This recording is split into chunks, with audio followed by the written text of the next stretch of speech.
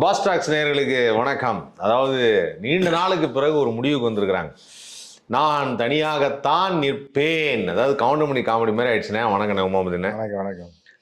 இந்த தலையிலாகத்தான் குதிப்பேன்னு ஒரு comedy already நம்ம சொல்லியிருக்கோம். அது மாதிரி நான் இந்த முறை தனியாகத்தான் நிற்பேன் அப்படின்னு சொல்லி 4வது அணியாக, நான் ஏன் 3வது அணின்னு சொன்னேன்னா, 3வது வந்து அண்ணன் சீமான் கோச்சுப்பாப்புல ஆல்ரெடி 234 தொகுதியில் வந்து வேட்பாளர்லாம் அறிவிச்சிட்டார். அதனால இது 4வது அணி. 5வது அணி யார் வருவாங்கிறது இன்னும் தெரியல. 5வது அணி பாமகலாம் வரும். எப்படியும் அவங்க ஒரு குரூப் இருக்கு 5வது அணிக்கு. அப்புறம் சசிகலா 6வது அணியா வருவாங்கன்னு நினைக்கிறேன். சசிகலாவும் பாமக சேர்றாங்களா? இல்லை. மொத்தம் இந்த தடவை ஒரு 6 அணிகள் போட்டியிடுது. அதுல 1 அணில்கள். ஸோ எப்படி இருக்கு இந்த நிலைமை, தேர்தலோட நிலைமை? தேர்தல் நிலைமை தேர்தல் அது பாட்டு தான் இருக்கும். இடையில வர்றவன் இப்போ ஒரு பஸ்ஸு கிளம்புதுன்னா அது போயிட்டு வந்துட்டு தான் இருக்கும். வர்றவன் போகிறவன் ஒருத்தர் ஏறுவான் ஏற மாட்டான், பாத்ரூம் போகிறவனை விட்டு போயிடுவாங்க, இப்படிலாம் இருக்கும். புரியுதா உங்களுக்கு? ஸோ அந்த மாதிரி இவங்க அப்படியே அந்த வண்டியில் போயிட்டு இருக்காங்க. இன்னும் முடிவு எடுத்துட்டாங்கன்னா யாரும் சேர்க்க விரும்பலை. திமுகவுக்கு எதிராக நிற்கிறாங்க. அதிமுக எடப்பாடியார் விஜய்ன்ற பேரை கேட்டாலே வெளியே போ அப்படின்றாங்க. அவரு கொந்தளிச்சு போய், ஏன்னா எடுத்தோடனே சிஎம் கேட்டா எப்படி புரியுதா? அப்போ நாங்கள் என்ன பண்ணுவோம்? ஆமாம், அந்த மாதிரி தான். என்ன ஆச்சு அப்படின்னு பார்த்தீங்கன்னா, நான் அந்த தந்தி தொலைக்காட்சியில் தலைமை பொறுப்பில் இருந்தேன். அப்போ நமக்கு வந்து என்னன்னா, அதுக்கு மேலே ஒரு பேசி பாண்டே அந்த போஸ்டிங் வாங்கிட்டு வந்துட்டாப்புல. சரி, வாங்கிட்டு வந்தோடனே இப்போ ஒரு சேனலில் ஹெட்டாக இருக்காப்புல. அவர் வந்த உடனே என்ன பண்ணுறாருன்னா, அவர் வந்து ஒரு பதவி கேட்டு வர்றார். இதில் இருந்தேன், இந்த பேப்பரில் இருந்தேன், எனக்கு இந்த பதவி வேணும், அந்த பதவி வேணும் அப்படின்னா, அவர் ஜாயின் பண்ணார்னா எனக்கு கீழே தான் வரும். அப்போ அவர் கேட்கும்போது பாண்டே டென்ஷன் ஆகி சொன்ன ஒரு வார்த்தை, என் போஸ்டிங் வேணா, நான் ரிசைன் பண்ணிடுறேன், வந்துடுறீங்களான்னு கேட்டேன். அப்புறம் அந்த நபர் அதோட போயிட்டு வேற சேனல்ல போய் சேர்ந்துட்டாப்லன்னு வச்சுக்கோங்க. அப்ப அவர் பார்த்தாரு அது செட்டே ஆகாது. அந்த காதல் படத்துல ஒருத்தர் பொம்பாய்க்கு பானிபூரின்னு வருதுல. ஆமா, ஆனா சிஎம் தாங்க. என்னன்னா ஏன் இந்த அமைச்சர் வேற இல்லை இல்லைங்க, சிஎம் தான். அதே கதை தான். இப்போ எடப்பாடியார் அலறிங்க. இப்போ ஒரு பஸ்ஸில் ஒரு டிக்கெட் வருதான் கேட்குறான், ரிசர்வேஷன் பண்ணுறான். சைடு பெர்த்து கேட்கலாம், லோயர் பெர்த்து கேட்கலாம், இல்லை டிரைவர் சீட்டுக்கு பின்னாடி கேட்கலாம், இல்லை ஜன்னல் ஓரம் கேட்கலாம். டிரைவர் சீட்டே கேட்டான், எனக்கு இதுதான் வேணும், இல்லைன்னா வண்டியில் ஏற மாட்டேன் நான். புரியுதா? என்ன, நான் உன்னை கூப்பிடவே இல்லை, நீயா வரேன்னு சொல்லிட்டு வந்து எனக்கு டிரைவர் சீட்டு கொடுப்பா என்ன அர்த்தம்? டிரைவர் சீட்டுக்கு பாதையே வேற பாதை, இதுக்குள்ள ஏறி அதுக்குள்ள போக முடியாது, கியர்லாம் தான், அந்த பக்கம் கதவுல தான் ஏறணும். ஆமா, அது கூட தெரியாம ஒருத்தன் வந்து பின்னாடி நின்று எந்திரிக்க, நான் உட்காரண்ணா, எனக்கு கொஞ்ச நேரம் நான் உட்காரண்ணா எப்படி இருக்கும்? அவர் கொண்டு எங்கடா ஒன்று அவர் கொண்டு போய் வண்டியை கோர்த்து விட்டுருவாரு, இல்லை அடிச்சு இறக்கி விட்டுருவாங்க. இல்லை, அது வேண்டாம்னு சொல்றதுக்காகத்தான் கேட்டிருப்பாப்லையோ. ஏன்னா செங்கோட்டையனுக்கு எடப்பாடிக்கும் வந்து ஆகாது, அதனால போய் வேணா நீ அவரை வேணா இதை கேட்டு பாருல. அதுதான் தூண்டி விடுறதுதான். அதுவும் கவுண்டமணி ஜோக் தான். இந்த படத்துல வரும்ல, சுதரல சித்திரங்கள்ல, நீ போய் அந்த பொம்பளைய தப்பா கட்டிப்பிடி, அப்பதான் நிறைய நேரம் அந்த மாதிரி நீ போய் அவர்கிட்ட சிஎம் கேளு. ஆமா, அவரு துரத்தி விட்டுறாரு கதையா. செங்கோட்டை அவர் என்ன சொல்றாரு அப்படின்னா, போனா சிஎம் தாங்க, அவரு தூண்டி விடுறாரு. ஏன்னா அவருக்கு எடப்பாடி ஆகவே ஆகாது. எடப்பாடி இந்த ரூபத்திலேயாவது ஒழிச்சு கட்டணுன்றது அவரோட இது. அப்படி இருக்கும்போது என்ன பண்றாருன்னா, எங்க ஆள் வந்தா சிஎம் தாங்க அப்படின்னு இவரா சொல்றாரு. இவர் என்ன விஜயை பார்க்கவே இல்லை, ஃபர்ஸ்ட் டைம் பார்த்து சால்வ் போட்டதோட சரி, அதுக்கப்புறம் பார்க்கல. ஆனா எடப்பாடி எரிச்சல் ஏற்படுத்துறதுக்காக வந்தா சிஎம் தாங்க அப்படின்னு அந்த கதவை அடைக்கப்பட்டுச்சு. டமால்னு கதவை சாத்திட்டாங்க. அவங்க கதவை பூட்டிட்டாங்க, யார் வந்தாலும் இதை வச்சு துரத்தி விட்டுட்டாங்க. ஸோ இப்படி அது பிறகு சில பேர் வந்து யாரும் திண்ணையில் உட்காந்துருக்கூடாது, தண்ணியை ஊற்றி விட்டுறாங்க பாருங்க, அந்த மாதிரி வேற தண்ணி ஊற்றி விட்டாங்க. இப்போ திண்ணையில் கூட உட்கார முடியாதுன்ற மாதிரி.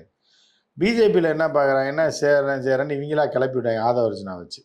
இங்கே பேசினா சரக்கை போட்டு பேசினா, சரக்கு பாட்டில் கொண்டு டெல்லியில் வச்சு ஃபுல்லாக குடிச்சிட்டு பேசினா, எல்லாம் பேசி பார்த்தா அவங்க என்ன பார்த்தாங்கன்னா, உன்னை அழிக்கணும்னு நாங்கள் பார்த்துட்ருக்கோம், எங்கே கூட இருக்கு, நான் உங்களை சேர்க்குறேன். புரியுதா? இப்போ சில பேர்லாம் என்ன பண்ணுவாங்க அப்படின்னா, இந்த காட்சியை நீங்கள் பாருங்கள்.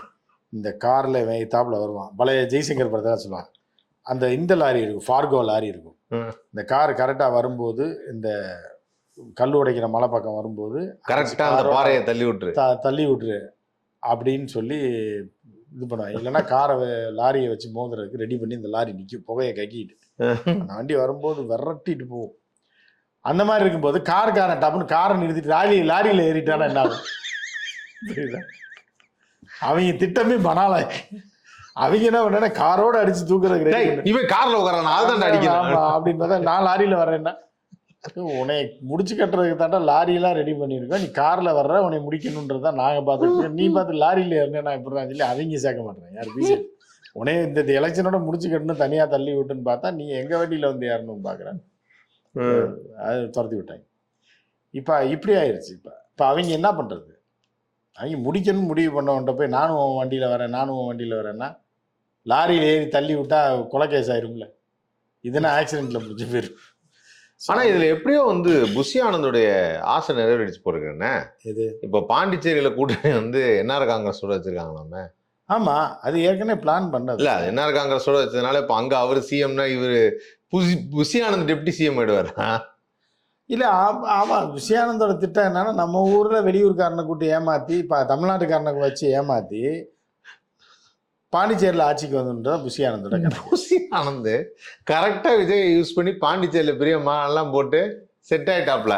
ஆமா, மாநாடு செட் ஆகி புஷி ஆனந்த் தான் மெயின். இப்ப நம்ம ஊருக்கு புஷி தான் அப்படின்ற மாதிரி ஆகி நீங்க சொல்ற மாதிரி துணை முதல்வர் வச்சானே ஆனாலும் ஆச்சரியப்படுறதுல ஆச்சுட்டா அப்படியே கலந்து போயிடுவாப்புல அடுத்த 5 வருஷத்துக்கு. பிரச்சனை இல்லைன்னு.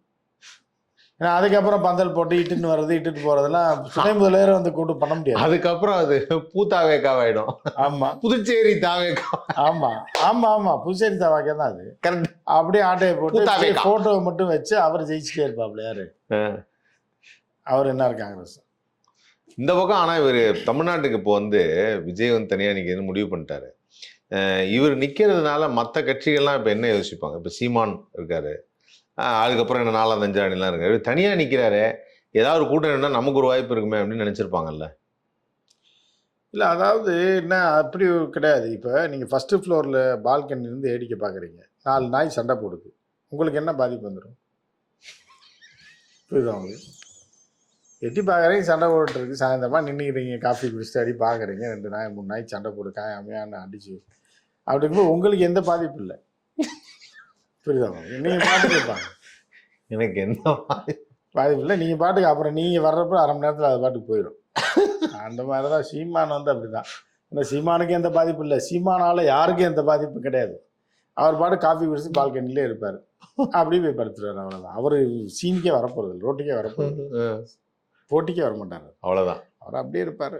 ஃபோன் பண்ணி கேட்பார்னா, தம்பி என்னண்ணே போன டைம் 7%, இந்த பட்டம் 6.25, அப்படியே ரொம்ப நல்லது தம்பி, ஜெயிச்சா லட்சியம், இல்லைன்னா இப்போ என்ன ஜெயிச்சா இல்லை தோத்தா பயிற்சி, ஜெயிச்சா முயற்சி, அப்படின்னு எதையா ஒன்று சொல்லிட்டு அப்படியே போயிடும். வார்த்தை ஜாலத்தில் அப்படியே ஒரு 6 மாதம் ரெஸ்ட் எடுத்துட்டு அப்புறம் சரக்கு அடிச்சு வருவார். ஸோ அதனால் அவருக்கு எந்த பாதிப்பு கிடையாது. இதில் சொன்னேன், ஏதோ சமீபத்தில் ஒரு வீடியோ பார்த்தேன், காமராஜர் காலம் ஆகும்போது அண்ணாதுரை அவர் போய் பார்க்கணும்னு ஆசைப்பட்டார் அப்படின்னு சொல்லி. அவரை போய் எதுக்கு அவர் ஒன்று ஆசைப்படுறாரு பார்க்கணும்? அண்ணாதுரை முதலே செத்துட்டாரு, அதான் காமராஜர் அவர் சொன்னதை வச்சு எல்லாரும் போட்டுருக்காங்க, என்னையா சொல்கிறாரு. இல்லை, அதெல்லாம் அவர் வாய்க்கு வந்து அடிச்சு விடுறது தான். ரீசெண்டாக வந்து இந்த சிபிஐ ஆஃபீஸ்க்கு என்கொயரி பண்ணார்ல, வெளியில் வரும்போது ஒரு வீடியோ போட்டிருந்தாரு பார்த்தீங்களா? என்ன வீடியோ? காரில் ஏறி டாட்டா காமிக்கிறது அந்த வீடியோ. அது என்னன்னா உள்ள அந்த குத்திருக்காங்கன்னு அர்த்தம். வடிவேல் வராப்புல, கத்திராம ஓடு மெதுவாக ஓடு, சிரிச்சுக்கிட்டே போடா, காட்டி கொடுத்துறாதன்னு வாங்கல, அந்த சீன் தான் அது ஞாபகத்துக்கு வரும். இல்லைண்ணே, அது எனக்கு இன்னொரு ஹைலைட் ஒன்று நோட் பண்ணேன். டாட்டா காமிக்கிறாப்புல ஃபஸ்ட்டு போலீஸ்லாம் முறைச்சிட்டு பார்த்தாங்க, அந்த சுற்றி உள்ள அந்த ஆர்மி ஆஃபீஸர் கார்டனர் பார்த்தாங்க. குணா கட்சி கேமரா திருப்பிட்டாங்க, இந்த பக்கம் யாருமே இல்லைன்றது தெரியும், யாருமே இல்லாம எல்லாருக்கும் இப்படி வணக்கம் சொல்லி டாடா காமிச்சிருக்காப்புல. அது இவங்க முன்னாடி வரவங்க, இந்த லைவ் பண்றவங்களுக்காக. யார் அந்த 4 பத்திரிகையாளர் அவனுக்கு எத்தனை டாடா ஃபர்ஸ்ட் டைம் போனப்பே ஜொமாட்டோ சுக்கி பையன் ஒருத்தன், ஜொமாட்டோ பையன் 2 பேர் தான் நின்றுருந்தாங்க விஜயை பார்க்கறது. 2 பழைய வீடியோ எடுத்து பாருங்க. இல்ல அது நின்னாங்க டெல்லியில. ஏங்க விஜய்க்கு எந்த வித ரெஸ்பான்ஸுமே கிடையாதுங்க. ஒரு 1 லட்சம் சைக்கோக்கு இருக்காங்க, 0.1%, 1% இருக்காங்க. அந்த தற்குறிங்க தாங்க இருக்காங்க, வேற அதை தாண்டி எந்த செல்வாக்குமே கிடையாதுங்க. நான் திருப்பி அதை தான் சொல்லிக்கிட்டு இருக்கேன். யாருமே திருப்பி செல்வாக்கு 1 லட்சம் பேர் கூடுறாங்கன்னா அந்த 1 லட்சம் பேர் தாங்க மொத்தமே கணக்கே. அது போக ரசிகர் 1 லட்சம் பேருங்க. இதில் வந்து நீங்கள் வந்து பார்த்தீங்க அப்படின்னா ஒரு மனித பிறவியில் 1 கோடியில் 1%னா 1 லட்சம் பேர், 7 கோடி பேரில் 7 லட்சம், அந்த பெரியவங்க சின்னவங்க வயசானவங்க குழந்தைங்கலாம் கழிச்சிங்கன்னா 2 லட்சம் 3 லட்சம் கிறுக்கைங்க இருக்க தாங்க செய்வாங்க. 1% ஒரு 100% நல்லா இருக்க மாட்டாங்க. உங்கள்கிட்ட 10 ட்ரெஸ் இருக்குன்னா அதில் ஒரு சட்டைனாலும் உங்களுக்கு பிடிக்காம போயிடும். பிடிக்காது. பல 10 நாள் ஒரு வீட்டில் சாப்பிட்டீங்கன்னா விருந்து சாப்பிட்டீங்கன்னா ஒரு நாள் உங்களுக்கு பிடிக்காம போயிடும். என்ன இதை ரசத்தை ஊற்றி வச்சிட்டாங்க. அது மாதிரி எரர் அதெல்லாம் 1% எரரை வச்சுக்கிட்டு நீங்கள் வந்து இது பண்ணிடுங்க. இந்த த்ரிஷா வந்து இப்போ கூட எல்லாம் சேர்ந்துருக்காங்க. அதனால த்ரிஷா சேர்ந்தா இன்னும் நாசம் தான். கட்சிகள் மாற்றங்கள் ஏற்படுமா? இன்னும் கூட நாசம் தான். இன்னும் வந்து த்ரிஷா கட்டுப்பாட்டுக்குள்ள இருக்கிற பாண்டாவும் த்ரிஷா கட்டுப்பாட்டுக்குள்ள போயிடும். புரியுதா உங்களுக்கு?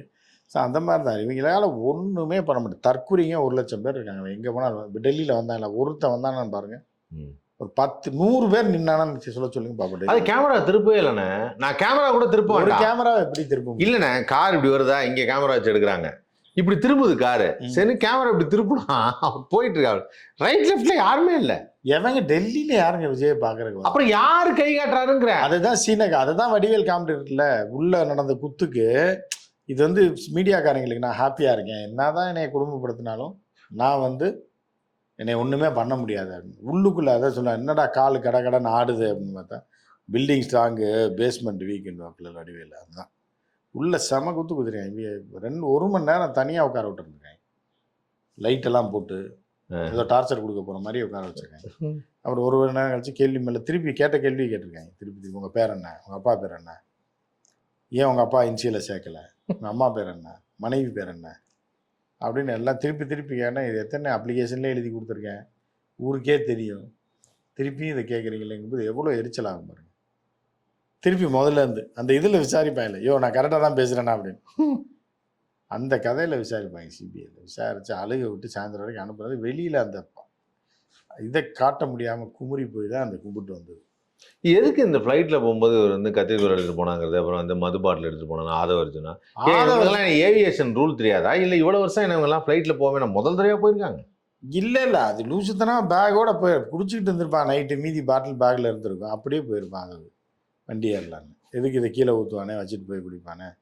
20,000 ரூபா சரக்கு மாட்டில் அதை போய் எதுக்கு ஊற்று கீழே வச்சு யூ மீன் அது வரைக்கும் தெரிஞ்சு வச்சிருக்கீங்களா அதை அப்படின்றதுனால சரி இது எதுக்கு வச்சுட்டு போகணுன்றதுக்காக. இவர் ஏதோ கத்திரிக்கோள் எடுத்துகிட்டு போனார், மூக்கில் இருக்க முடி வெட்டுறதுக்கு எடுத்துகிட்டு போனாரா தெரியல. அது என்ன தெரியுது, கத்திரிக்கோள் வந்து தெரியாமல் இருந்திருக்கலாம், ஏதாவது 1-2 மிஸ் ஆகியிருந்துருக்கலாம். இது இந்த மேக்கப் ஏதாவது ஒருவேளை அந்த மேக்கப் மேன் பையன் மாற்றி தூக்கிட்டு போயிட்டாங்க. புரியுதா? பவுடர் கிவுடர்லாம் வச்சுருந்துருக்கு அங்கே வச்சுட்டு போயிருந்துருப்பாங்க யாராவது. விஜய்க்கு காலையில் ஃப்ளைட்டில் கிளம்புறதுக்கு முன்னாடி டச்சப் பண்ணியிருப்பாங்க. டச்சப் பண்ணி ஹேர் ஈர்ன் பண்ணி பையன் மாற்றி எடுத்துகிட்டு போயிருப்பாங்க. அதில் வந்து கத்திரிக்கோள் போட்டானா இல்லை, அது பஞ்சு கிஞ்சிலாம் இருந்தால் விட்டுருவாங்க. அதில் கத்திரிக்கோள் இருந்தோடனே ஏர்போர்ட்டில் பிடிச்சிட்டாங்க. நான் பைலட்டே சொல்ல கத்திரிக்கோளை வச்சுட்டு எப்படிங்க ஒரு அவங்க என்ன நினைச்சிருக்காங்க, விஜய் சைக்கோமான்னு நினச்சிருக்காங்க. நம்ம யாரையும் நம்ப முடியாது. டப்புன்னு எடுத்து பைலட்டை குத்திவிட்டாங்க வைங்க, என்ன பண்ணுங்க. அதனால் பைலட் எடுக்க மாட்டேன்ருக்காப்புல. எதாக இருந்தாலும் நீங்கள் வெளியே, அது விஜயா இருக்கட்டும் அஜித்தா இருக்கட்டும் யாராக வேணாலும் இருக்கட்டும், கத்திரிக்கோளை பிடிக்கிட்டு இறக்கி விடுங்க, இல்லைன்னா அப்புறம் வர சொல்லுங்கள். இப்போ முழுக்க ஆதவர்ஜுனா வந்து கடந்த ஒரு 4-5 நாட்களாக வந்து சூப்பர் ஸ்டார், ஆமாம் சூப்பர் ஸ்டார் ரஜினிகாந்தை பற்றி பேசி எல்லாருமே எதிர்ப்பு தெரிவிச்சிருக்கிறாங்க. இது மாதிரி பேசக்கூடாது, ரொம்ப தப்புன்னு சொல்லியிருக்காங்க. ஃபேன்ஸுக்கெல்லாம் பயங்கர கோவம் வந்துச்சு, எனக்கே கோவம் வந்தது. நானும் ஒரு வீடியோ பதிவு ஒன்று போட்டோம். இது எப்படி வந்து எடுத்துக்கிறது? ஏன் ஆதவர்ஜுனா இந்த மாதிரி ஒன்று பண்ணுறாப்புல? இது விஜய்க்கு அதுக்கு போகாதா? விஜய் தான் வேணுண்டே பண்ண சொல்கிறாப்புல. ஆதவர்ஜுனா மனுஷனே கிடையாது, முதல்ல தெரிஞ்சுங்க. தெய்வம். ஒரு எந்த பிறவி என்ன ஒரு அதிசய பிறவி, உங்களை தவிர வேறு யாருமே சொல்ல அந்த மாதிரி இருக்கு. அதே மாதிரி மனுஷனே கிடையாது. ரஜினிகாந்த் வந்து அவருன்னா ஆதவர்ஜுனாக்கெல்லாம் ரியாக்ஷன் பண்ணுறது அசிங்கம். இவெல்லாம் ஒரு ஆள்னு சொல்லி உனக்குலாம் பதில் சொல்லிட்டு இருக்காருன்றது தேவையில்லாததான். எதுக்கு இவருக்கு போய் நிறைய பேசிட்டாரு. அவர் எதுக்காக பதில் சொன்னார்னா அந்த ஸ்டேட்மெண்ட்ல எல்லா தலைவரோடையும் எனக்காக சப்போர்ட் பண்ணி பேசுறீங்கன்னு ஒரு லெட்டர் இருந்தார், அவ்வளோதான். வேற எதுவும் இருக்காரு. அதுக்காக போய் எவ்வளோ இது பேசுறான்றதுக்காகலாம் சொல்ல வேண்டியதில்லை. ஏன்னா ஒரு காலத்தில் ரஜினிகாந்த் அவர்களை பார்த்து ஆசைப்பட்ட தம்பி விஜய் போய் கையை கட்டி நின்ன ஃபோட்டோலாம் இருக்கு, தெரியும். அவங்க அப்பா கூப்பிட்டு போய் காமிக்கிறாங்க. சின்ன பையனாக இருக்கும்போது ஆசைப்பட்டிருக்காப்புல. அந்த மாதிரிலாம் நிறைய நடந்திருக்கு. ஆனால் இன்னைக்கு ஒரு இடத்துக்கு வந்த உடனே ஒரு சீனியர்னு ஒரு மரியாதை வேணுங்க எல்லாருக்கும், எல்லா நேரத்துலையும் இல்லை. இப்போ இன்னைக்கு ஒரு மார்க்கெட் இருக்குன்னா நாளைக்கு அது கீழே விழுந்துடும். திருப்பி இன்னைக்கு இல்லைன்னா நாளைக்கு வரும். நமக்கு வந்து ஒரு ஒரு நம்ம ஒரு என்ன வருது, ஒரு ஃபோக்கஸ் கிடைக்குதுன்றதுக்காக நம்ம தலகால் புரியாமல் ஆடக்கூடாது. நமக்கு சீனியர் இருப்பாங்க, அவங்க ஏற்கனவே சாதித்து முடித்தவர்கள். அவர்களுக்கு ஒரு மரியாதை நம்ம கொடுக்கணும். அவர்கள் நம்மளை மதிக்கலை, நம்மளை அவங்க ஏதாவது பண்ணுறாங்கன்னா நீங்கள் எதிர்க்க வேண்டியதான். ஆனால் சீனியரை நீங்கள் வந்து போய் பார்க்கணுன்னு ஆசைப்பட்ட ஒருத்தரை வந்து இன்றைக்கி ஏதோ படம் ஓடுது 300 கோடி வசூலாகுதுன்றதுக்காக ரஜினிகாந்தை போய் நீ அவருக்கு ஈக்குவலாக பேசினேன்னா, அதுவும் ஆளை வச்சு சாணி பொறுக்கிறவன்னா விட்டு ரஜினிகாந்தை பேச வச்சு அப்படின்னா அது ரொம்ப தப்புன்றது தான்.